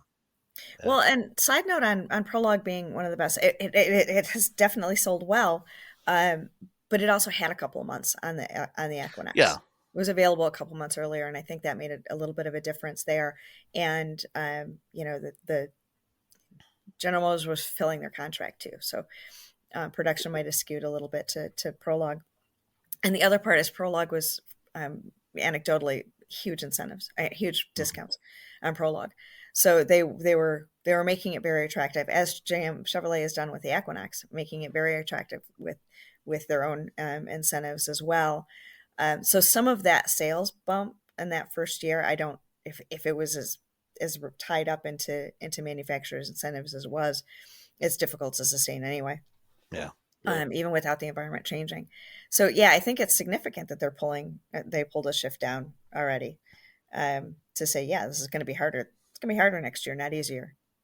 Yeah. And I expect we're going to see more shifts cut and we're probably going to see a lot more production cuts in the coming months. As the prices coming weeks even. Yeah. The stuff that's already in inventory as of now, right. There's not going to be any increase on those. The tariffs don't apply to those. Starting on Tuesday, which is February 4th. They anything crossing the border then will have the tariff applied to it. So if you need a new car, a new truck, new SUV, highly recommend that you go buy it. Buy it off the lot now. Yes, go find what you can in inventory, if you can find what you need, and buy it now. Because a few weeks from now, when that inventory, a couple months from now, when that inventory is depleted, everything that's coming in at that point is going to be a lot more expensive. So get it while you can. And it's going to be interesting as we watch it out too, because a soft spot in this is going to be suppliers who can't absorb it. There's going to be suppliers who just cannot function with that, and whether or not the contracts are written for an OEM to pay for the shipping or not. Tier one and OEMs will figure this stuff out, but you look at some of the smaller suppliers, and we're going to have some problems in the supplier base, and that usually is bad for the industry. It doesn't go better when the smaller suppliers are having issues. And we're already in a situation where we've got the major OEMs, cutting staff, really, all of them. I mean, you look at Europe and you look at Volkswagen and they're having problems, and you look at Ford and GM and Stellantis all cutting, and you look at Nissan cutting. I think Honda and Toyota are not. They might not be cutting. They might be the only ones. We're seeing automakers buckle down in the face of everything again, which is good to buckle. I mean, they've got to do it to survive. Right. They have to. Yeah. But automotive shedding jobs is usually not a good sign for what's going to happen with the economy in the next couple of years. It's maybe something. Yeah, because there's a lot of other jobs that depend on people working in the automotive industry. I think the estimate is roughly about, for every direct auto industry job, there's about 7 other jobs that are supported by that in other businesses, where people that work in the auto industry spending money, and so there's a huge cascading effect from what happens to the auto industry. And I'm guessing, my projection that I'm working on right now, we're probably going to see about 1.5 to 2 million vehicles fewer sold this year compared to last year. Could be. I could see that. I'll give you our estimate in a couple of days. We're still working on that. Yeah. Jobs, all 3 of our jobs. Yeah, absolutely. Exactly. All right. On that cheery note, let's answer a couple of listener questions. We had a couple of listener emails. First up, Robert from Anaheim, who we answered. We read his previous email a couple weeks ago. And he says, to Nicole's comment about that being very specific. So for the two of you, Robert wrote in to tell us about a Rove charging station in Anaheim, which has all kinds of cool features. They had they had a restaurant there and a bunch of other stuff. And it's very convenient, lots of chargers. Anyway, said Nicole, and he gave us the actual address of it. And Nicole commented that was very specific. So my intent was to share this DC fast charging and convenience store. It doesn't have the nationwide name recognition like Electrify America, Tesla, or the others, and perhaps most of the listeners are familiar with. So I put the address in case local Southern California residents were listening and were not aware of it. Rove has not made much of an effort to advertise themselves, but I want to encourage this business model for others, something that might prove a challenge with the new administration. If you find yourselves in the area and decide to try it out, be aware that the cables for CCS chargers are very thick and heavy, which is true for most CCS chargers. Yeah. At one point in its early opening, the station did offer a small dog park for pet owners. On my last visit, though, it seems to have been removed. Robbie, I too stopped learning my Spanish by 9 or 10. I keep meaning to Google the name since it doesn't sound familiar with me. Lastly, as a happy owner of a German-built 2022 VW ID4 rear-wheel drive, I was at my VW dealer for my 40,000-mile maintenance check. I also scheduled door handle replacement and software update. Let's see, the door handle replacement and software update for Monday, which lands on MLK Day, which I have off. Figured I'd get all 3 out of the way. I was contacted Saturday before the appointment that the door handle replacement couldn't be done as they no longer have parts available. I asked, can't the software still be done? And since I'm primarily there for maintenance check, it would be convenient to me. I was told yes. Come Monday, I was informed that it was not recommended to do the software update until the door handle replacement was done. It had been causing problems per customer feedback. I was irked, but regardless, I was there for my maintenance primarily, so went in and sat in the waiting room, finished my coffee. When listening to the podcast, you read my mail. I got so excited as if it was live on the air over the radio. It took me a moment to realize it was mostly the 4 cups of coffee that morning that are limiting myself that I had that morning after limiting myself to 1 last year for weight loss. Still, I appreciate hearing and heard, and that you showed interest in trying out Rove and giving your opinion on it. I look forward to hearing about it. FYI, the dealer I got my ID4 from, VW of Puente Hills, is next to the Puente Hills Mall, where they shot the Back to the Future mall scene. Please keep up the great podcast with informative and humorous delivery that brings us back to your podcast over and over again. Well, thank you so much, Robert, for writing back in and giving us that update. And yeah, it's it always sucks when there's a recall and dealers can't actually get the parts they need to do the recalls. Yeah. And that's going to be another thing that will be affected by this as well, I'd imagine. Yep. Absolutely. Uh-huh. Yep. Warranty recall costs just went up. Yeah. Finally, from Daniel, what is your perspective on the claims about weak EV demand or similar? Don't EVs first need to exist at reasonable prices and be available across the U.S. in order to make the claim that it's a demand problem? That sounds more like a supply issue, not demand. To me, when EV demand is used, it actually is often EV supply. If the articles and talking points said weak or developing EV supply, the claims would make more sense. For example, if we look at the top 25 selling vehicles in the U.S., how many of them have a plug-in hybrid? Hat tip to John Volker for actually plugging in the PHEV and or a full EV option. Or if the model doesn't offer the option of a plug-in powertrain, what do OEMs offer as a similar equivalent EV in the same market segment with similar pricing and widespread availability as their best sellers? If EVs existed across the top selling models, then we look at that data and see what's selling or not. If that existed, then we could talk about EV demand. However, many of the best-selling vehicles don't offer a plug-in option or equivalent, and despite this relative lack of product, EV sales hit nearly 10% last year in the U.S. Perhaps the sole vehicle market segment with plenty of EV options is those priced at $80,000 and up. That being said, there's finite demand for expensive $80,000 vehicles, whether they are powered by gasoline, electricity, or crocodile tears. What do you all think? Keep up the great work. Nope, I think it's a demand problem. I'll start there. And it's a regional demand problem in some ways. I think it's a demand problem because infrastructure is not fully there yet. And I think and consumer education isn't fully there yet, which isn't to say there's not demand, but to get from 10% to 20 or 30 or 40% is not just a supply problem. Supply is part of it because we couldn't build 40% tomorrow if we wanted to. He's right about that for sure, but we're not ready. We are not ready for that.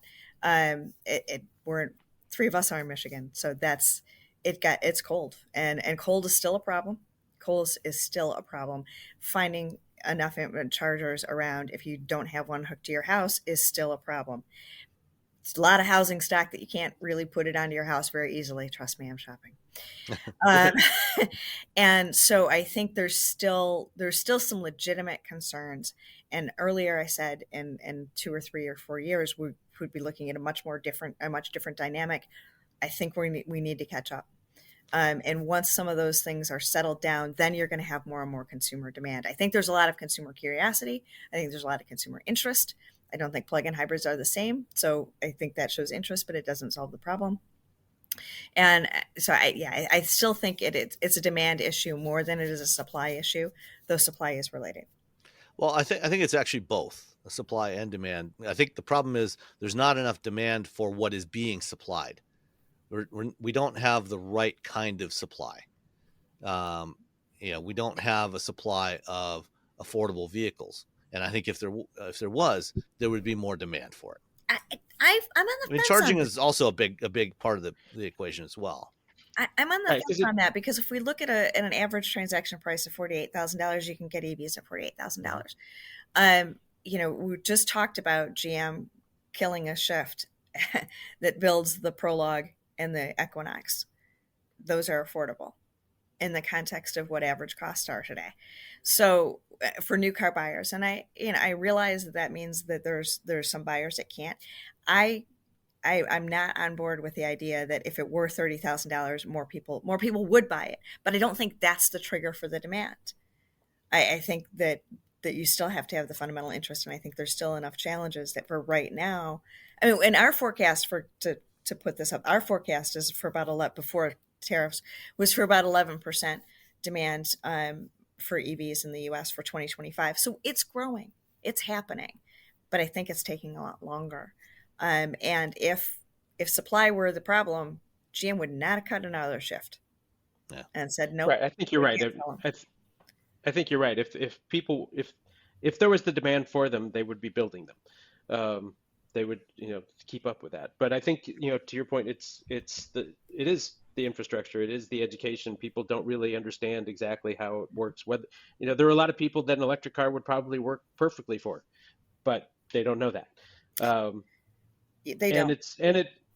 And to your point about the home charging, I mean, I put a home charger in my house, and it was a completely different experience when I have an electric vehicle to drive, where I plug it in when I get home, and the next morning I have a fully charged car again.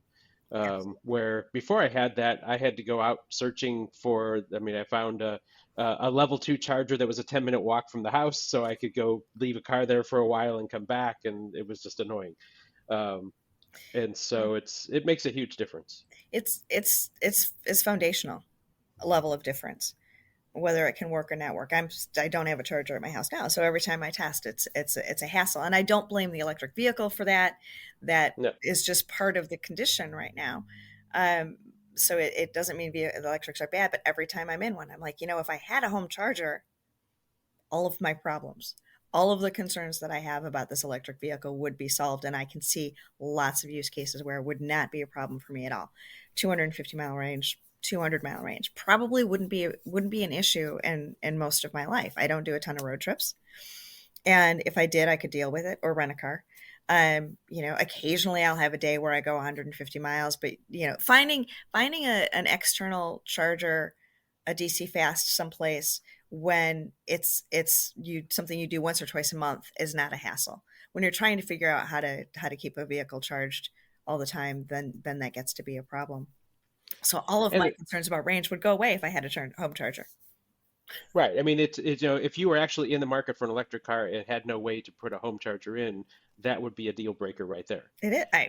And that, I mean, that's what you're dealing with right now. And that's the fundamental problem with really expanding the EV market beyond the early adopters and I forget what the term is for the next group. But basically the people that buy new vehicles, which are a small minority of the overall market. You sell about 3 times as many used vehicles in this country every year as new vehicles. And as you start to get beyond the new vehicle market to the rest of the market, you're looking at, somewhere between 40 and 50% that, don't live somewhere where they can charge at home, or where they can have dedicated off-street parking. And that becomes a real issue for owning an EV. And until we, make public charging ubiquitous, not just DC charging, because that is a far too expensive solution, but curbside charging, making that ubiquitous in places where people live and work, then you're going to really start to see it take off. In the meantime, the growth is going to continue to be much smaller. And in fact, I think for the next couple of years, there's a strong possibility that we will actually see a decline in EV sales for the next year or two because of the tariffs that we talked about, because of the loss of incentives and the lack of, more affordable options. Well, and as we change regulations, it's gonna change the focus. Yeah, really, it will. But as we talk about this, I think we've talked about this on this show before about the importance of home charging or public charging. To your point, Sam, curbside charging or apartment structures that deal with it a little bit differently. But we talk about the fact that home charging needs to be something that needs to be resolved, but there's not as much effort or energy poured into that. Yeah, everybody's focused on trying to reproduce the gas station model with charging, right? And that is not the right solution. It's not the problem. Yeah. But I mean, and I say that knowing full well that that's a very difficult one, because the home charger that you stick on your wall is not that expensive. Yeah, but we have a lot of housing stock that isn't ready for it, and the cost to get a house ready for it can be really not much of anything, or it can be really expensive. and home apartments and condos are also an issue. Off-street parking. There's a couple of solutions that are that have been floated around in New York and Montreal, I think, where you've kind of put the charger into a light pole. Right, and So there's some interesting things coming up like that, but they aren't getting the level of attention. And how do you if you're going to put federal money into it, and I'm not sure that that's the best answer, but if you're going to put federal money into it, how do you figure out how to help make sure that that homeowner scenario or apartment scenario, that at-home charging is the breaker there. Initially, when EVs were a few years ago, the conversation was about work or home, right? But even work chargers aren't enough to be able to support a big change like that. You need to have a base where you're going to charge pretty consistently, pretty much, even if you don't only charge every couple of days or whatever, you need that to help this work. And that's just not where the money is going right now.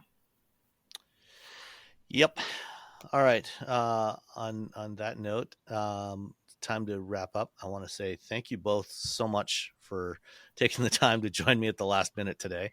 Thanks for having me back. Yeah, always fun. And I do have one more thing that after we say goodbye, keep listening. I had a call a couple of days ago with Dave Richardson, who is the Senior VP of Software and Services Engineering at General Motors.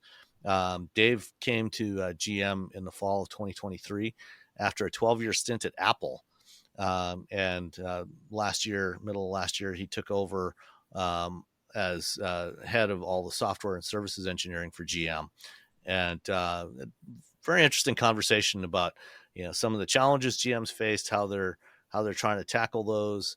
We talked about Apple CarPlay on the EVs and why they took it away and why it's probably not coming back. A bunch of other stuff. So stick around, have a listen to that, and we'll talk to you next time. Bye.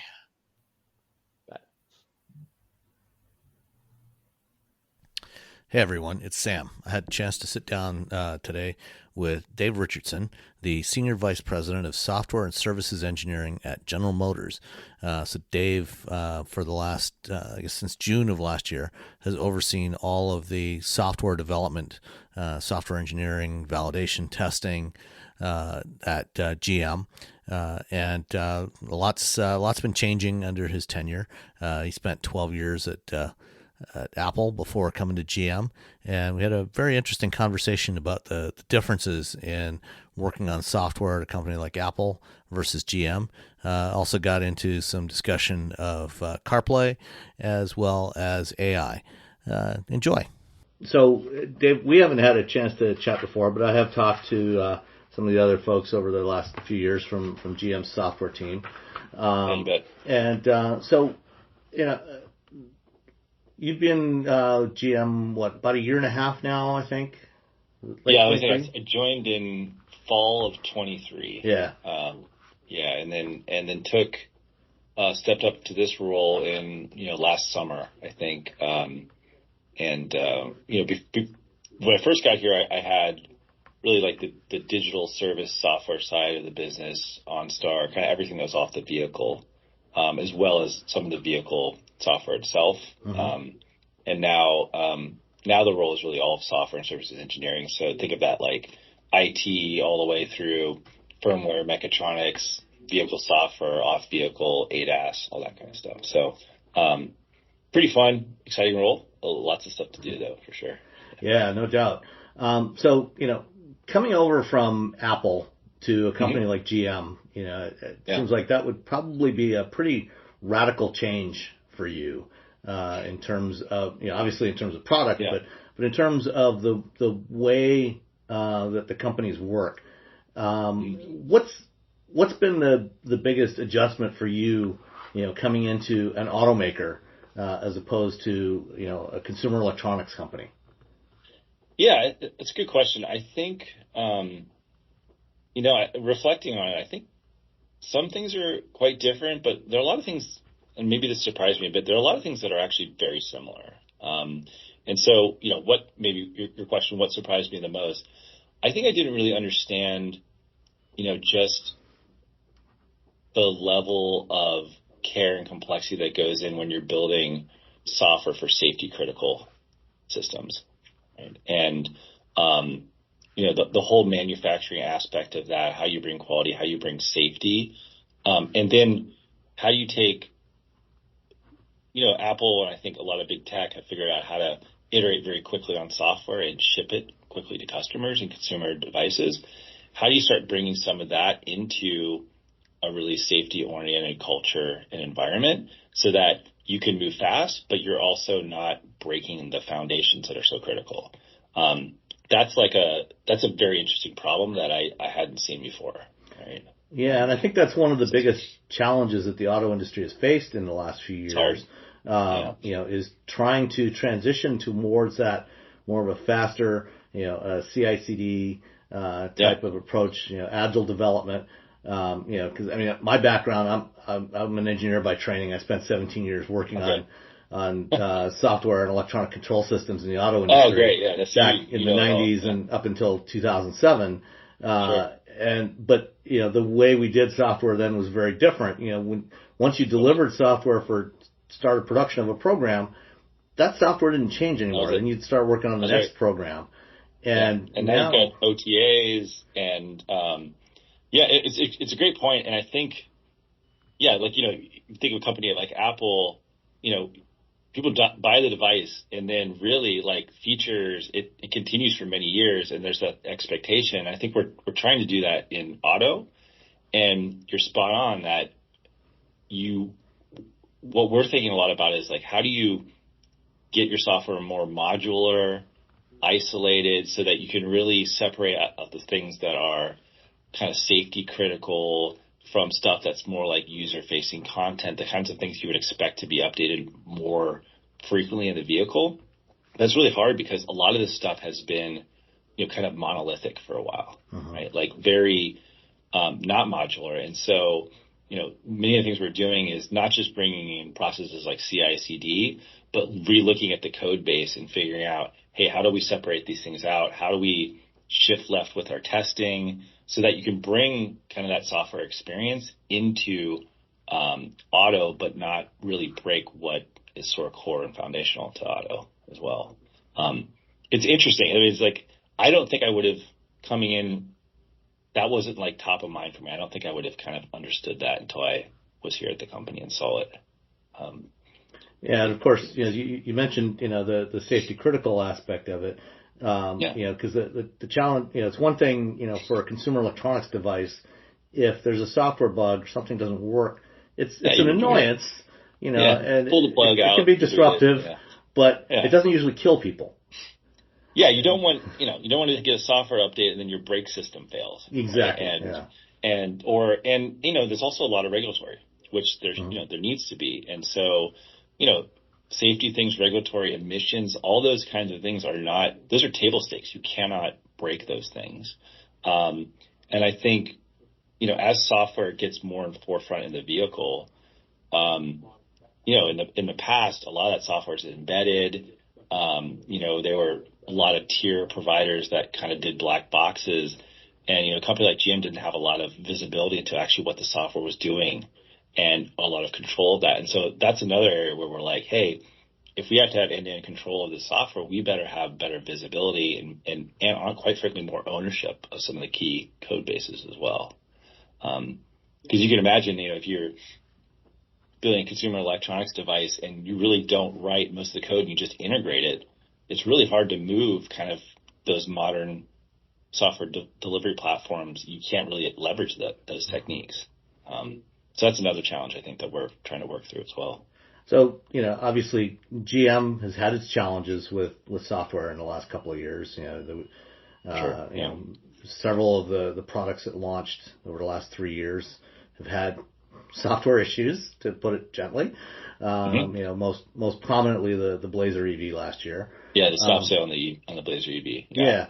So how, in the time that you've been with GM, how have you seen the processes change? Or I guess, what would you say were the things that GM was doing wrong, and how have those changed over the last couple of years? Yeah, so I can really only speak from, end of 23. And I think the Blazer EV stop sale, maybe Mallory keep me honest here. It was December of 23. Yeah, somewhere March right around last then. Year. Yeah. And I think, it was hard. I think it was the right thing for the company to do, because I think it was one of those situations where we had to take a step back and really say, like, what's going on here? And I think what we found is that we were building a lot of the right software. We just didn't have some of the processes in place to catch stuff and automate and, quite frankly, get the quality that we needed out the door.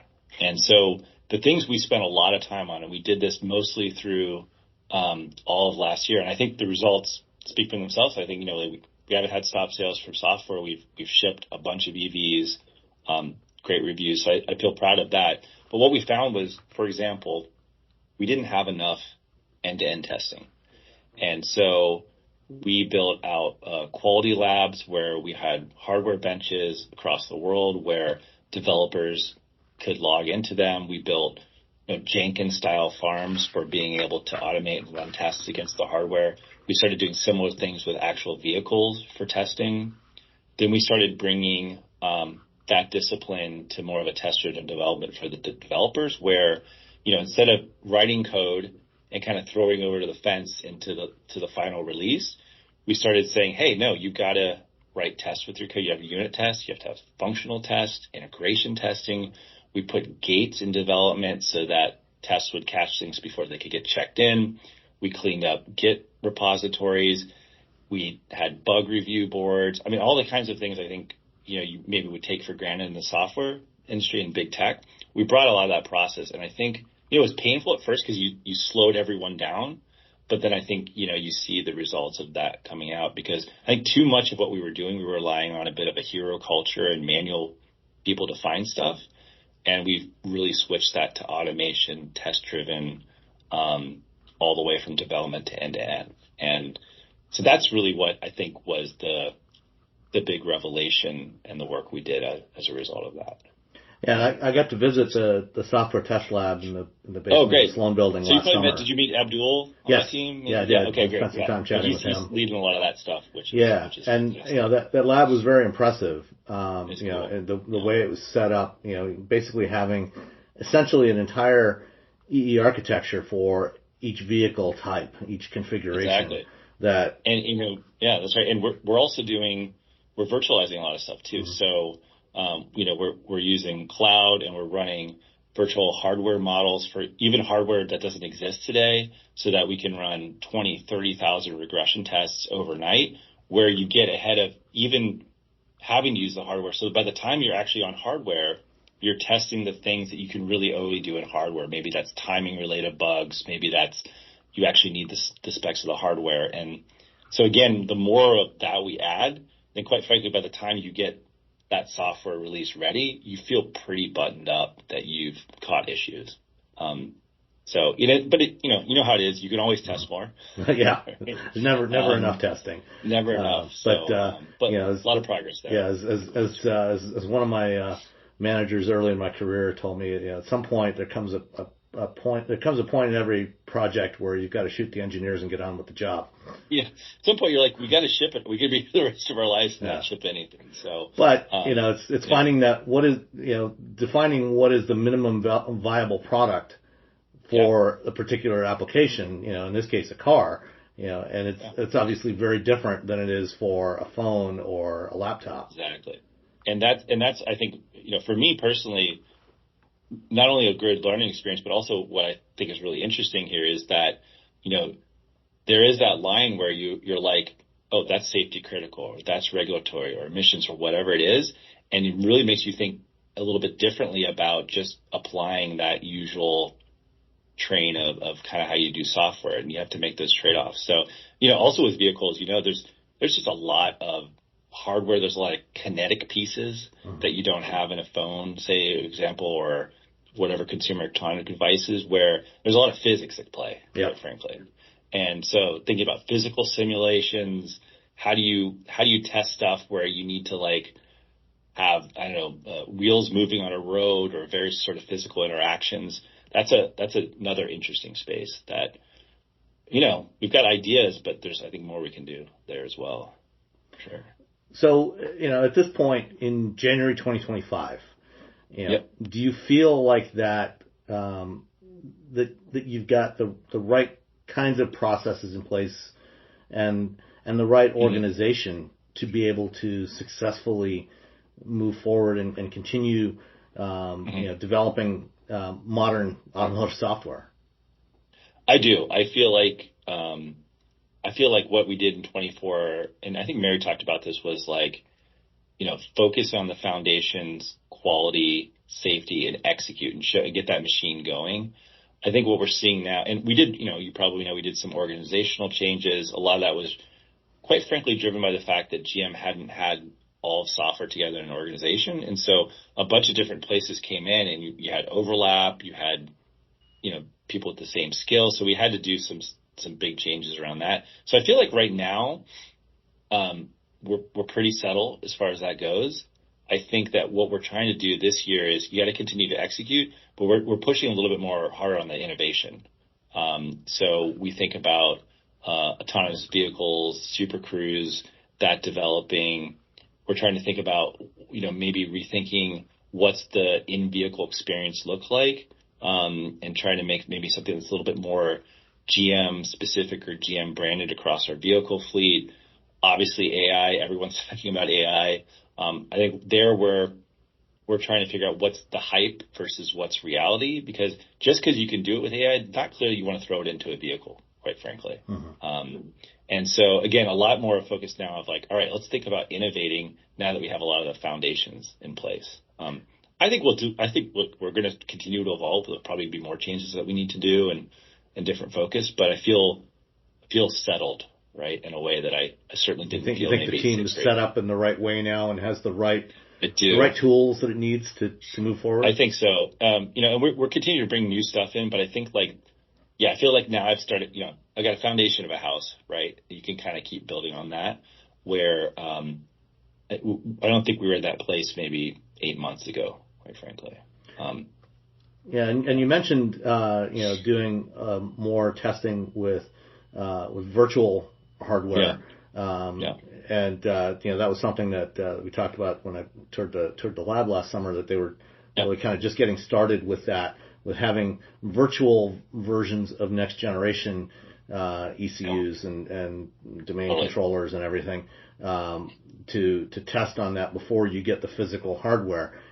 That's something that you're doing now. You've got that set up now. Yeah, we are doing that now.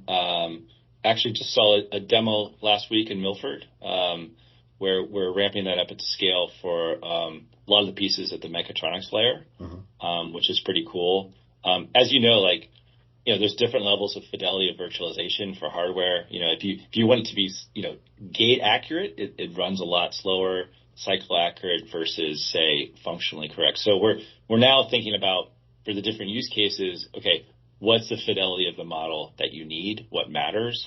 But now we have that platform in place. We're going to continue leveraging it across the software stack. I think, quite frankly, the other area that we're really pushing is, which is probably no surprise, like infotainment, right? A lot of that stuff is Android based, that kind of thing.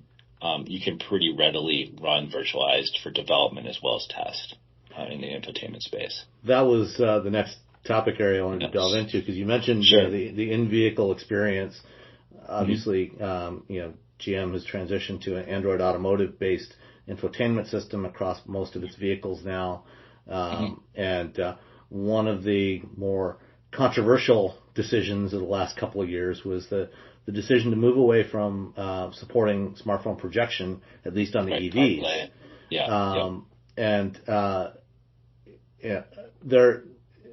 Generally, I've actually been kind of supportive of that idea, because smartphone projection adds a whole another layer of complexity to things, when you've got an external device that you have to deal with. But there is still some functionality that's missing from that. I think overall, the GM system works pretty well, but there are some things where you still need to have the phone as part of that ecosystem. How's that working out? I guess, are, you know, obviously, you know, I assume you're probably not entirely satisfied with it, but what's the path forward for infotainment at GM? Yeah. So, and if it's okay, let me touch a little bit on the CarPlay aspect, because it does come up a lot, and just so you get my thoughts on it. Like, you know, look, I get why CarPlay was successful and why people like it. I think our view is that we fundamentally believe you can build a better customer experience in the software when you're native and you're close to the hardware. Exposing features, just having like a unified interface that people aren't jumping in and out of depending on what device you have in the car. I also think, you know, quite frankly, if you're spending tens of thousands of dollars on a vehicle, like I think people deserve and should expect to have a pretty awesome experience in the vehicle. One analogy I like to give is, you know, remember back in the original smartphone days, you know, specifically with the iPhone, it was going to be all web apps, and that was how we were going to do it. And then, you know, they banned Flash, right? And then they found out and they started running native app stores. And a lot of that was, you know, besides business reasons, was because, you know, didn't want to be beholden to a third party in its standards. You didn't want to wait for the slowness of like web standards to adopt new features. You want to take advantage of the native hardware. And so I think the same kind of thing is really what's motivating here. It's just a native is just going to be a better experience for the customers. So I would say that's kind of my view of CarPlay. I think we've made really great strides there. I think the reviews of GM software experience has been quite positive. I do think there's more we can do, and we're going to do more. I want, and I mentioned this a little bit at the top of our discussion, you know, we've hired some new software designers who are coming in and really stepping back and rethinking, like, what should the vehicle experience look like, right? What would a more native experience look like? And starting to prototype that. We've also, we're thinking hard about, you know, everyone has these devices. So what's the right seamless interaction model so that it does feel a lot more like it's connected to you as opposed to something that you jump in and out of between those two screens. So can't give like a lot of details on the product roadmap there, but it is definitely top of mind and things that we're working on. And you expect to see in our vehicles, hopefully not too distant future. And, you know, I mean, one of the reasons I think why smartphone projection did become popular in the middle part of the last decade, both CarPlay and Android Auto, is because, you know, native infotainment systems, you know, like other electronic systems in the vehicle, were static. Once the vehicle rolled off the line, it never changed for the life of that vehicle for the most part. And you're right. And the feature set and the trend line for that was so much more than it was what you're seeing in the vehicle. I think that's turning around. I would also say, you know, one of the frustrations that I have with something like CarPlay is that you kind of end up with like the lowest common denominator because by definition it has to work everywhere. You know, if you have something you want to do, you got to get it to work for everything. And so I think, you know, that's why we really feel like that trend line, you know, we kind of crossed that and we have a lot of upside in terms of that experience. So I think you're spot on though in terms of, you know, why it was so popular and it took off. Absolutely.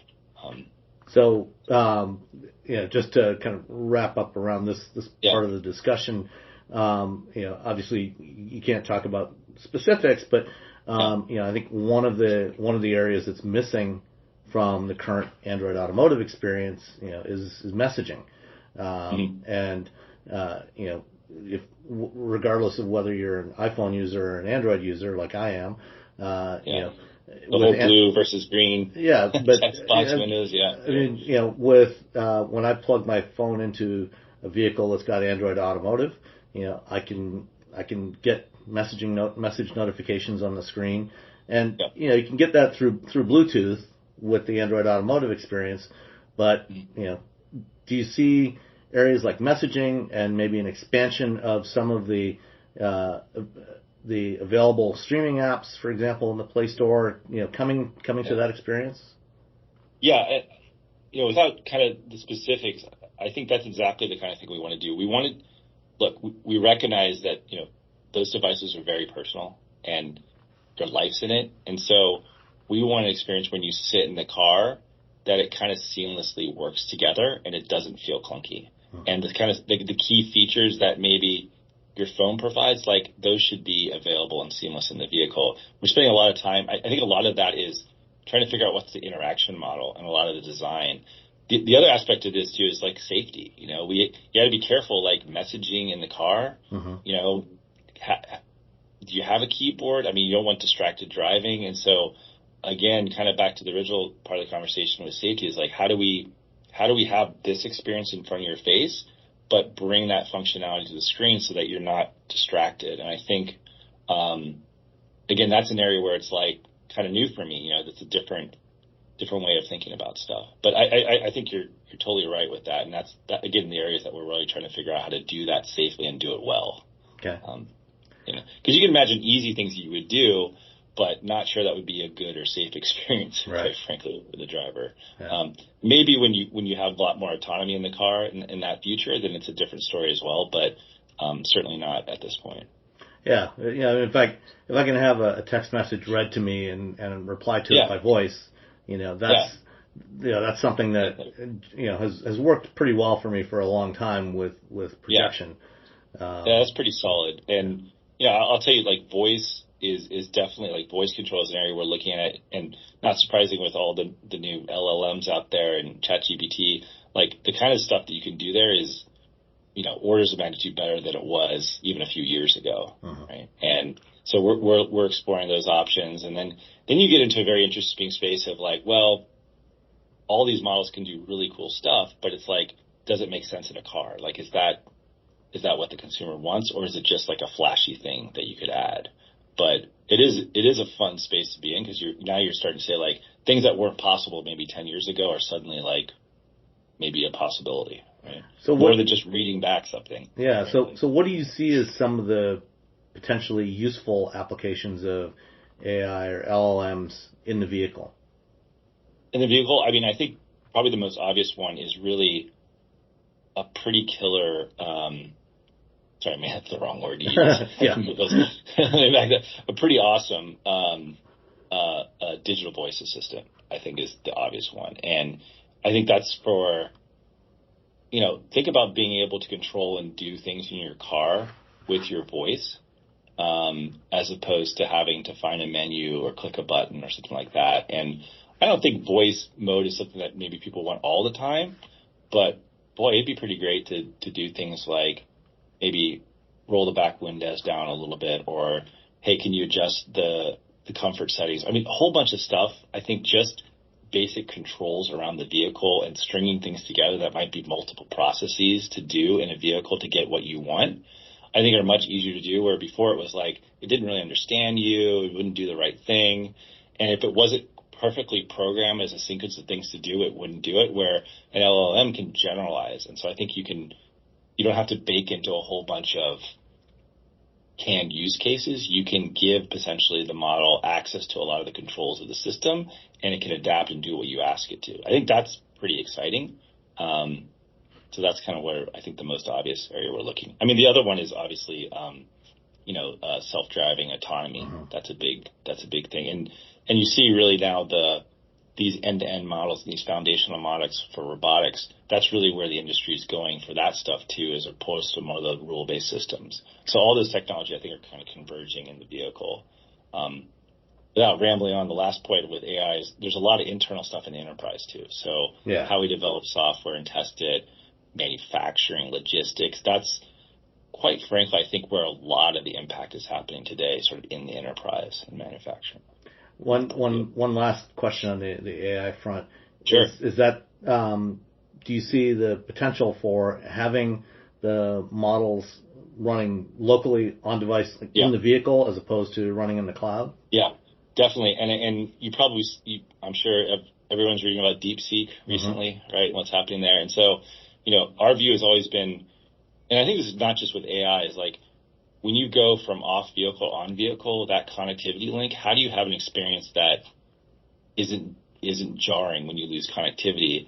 And I think now that models are getting smaller, I think ideally you have that stuff on the vehicle. Because there is a lot of, compute power in the vehicle compared to a phone. The thermal is different. Your operating parameters are very different. I also think, though, that there's probably always going to be a need maybe for huge models in the cloud.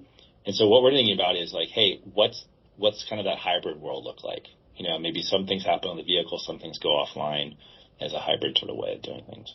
Yeah. Okay. One last thing. Any final thoughts on what's the next big thing that you want to tackle in terms of automotive software at GM? Yeah, I think we touched on a few things, but I think a big focus these days is around this software-defined vehicle. There's really this new architecture where,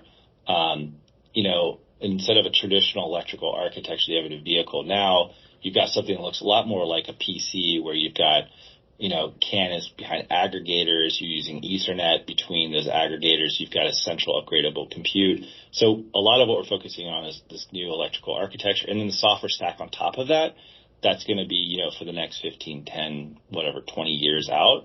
That then really does enable you to do more feature and software when you have kind of that more, I would guess, modern architecture underneath the car. So that's a lot of our focus on the innovation front will be in that space. All right. Well, Dave, thank you so much for your time. It's been a pleasure chatting with you, and hopefully we get to chat many more times in the future. You bet. Hey, thanks so much for the time. It was great to meet you, and happy to chat anytime. Everyone's talking about AI these days, right? This season on Compiler, we're diving deep into how AI is reshaping the world we live in. Join us for a new season of Compiler, an original podcast from Red Hat. Subscribe now wherever you get your podcasts. All you homeowners have unique needs. Some feel the need to paint their door a vibrant shade of blue. Others have the need to decorate their bathroom with fish, anchors, and other nautical items. And because each homeowner has unique needs, Geico helps you get the right coverage for your home and what's in it. That way, you get exactly what's right for you, even if your needs are unique. Get more with Geico.